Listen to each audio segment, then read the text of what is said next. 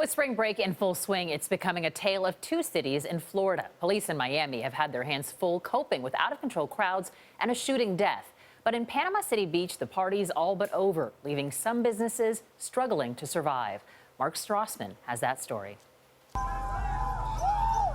Panama City Beach used to have its own version of March Madness, spring break. And the Final Four once meant last call for 20,000 college kids a week. But a year later, beaches here look quaintly quiet. Grown-ups stepped in and took control of the beach party. We're seeing a decrease in the number of college kids we have here on spring break. Dan Rowe leads the Panama City Beach Conventions and Visitors Bureau. The city leaders, were compelled to make some legislative changes because of incidents of young people behaving badly. Not just badly, criminally. This cell phone video allegedly shows the gang rape of an unconscious woman. No one on the crowded beach stepped in. 7 people were shot at a house party, and police made more than 1,000 arrests in March alone. This year, it's against the law to drink booze on the beach for the entire month of March. Police Chief Drew Whitman. We are enforcing the drinking on the beach, but we try to educate first. The officers have total discretion on that.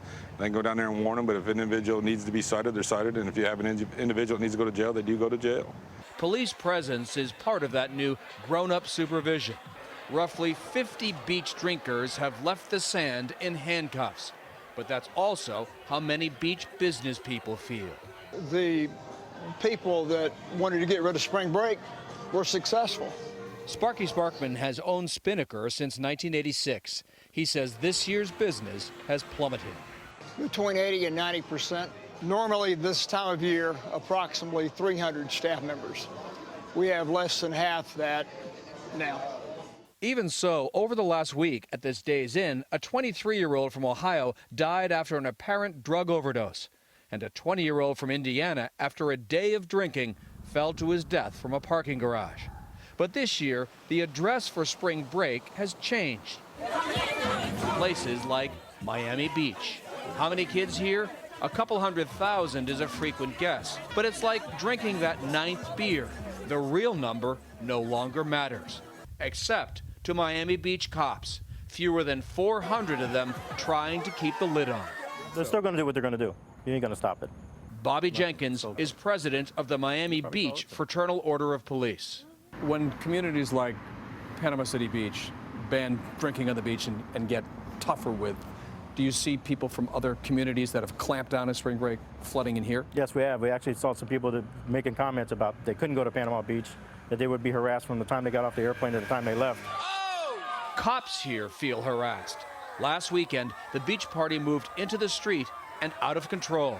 7 partiers were arrested. I guess some people got too rowdy, started trying to fight police. You can deal with 1 or 2, but not thousands of them. Worse than in years past? Yes.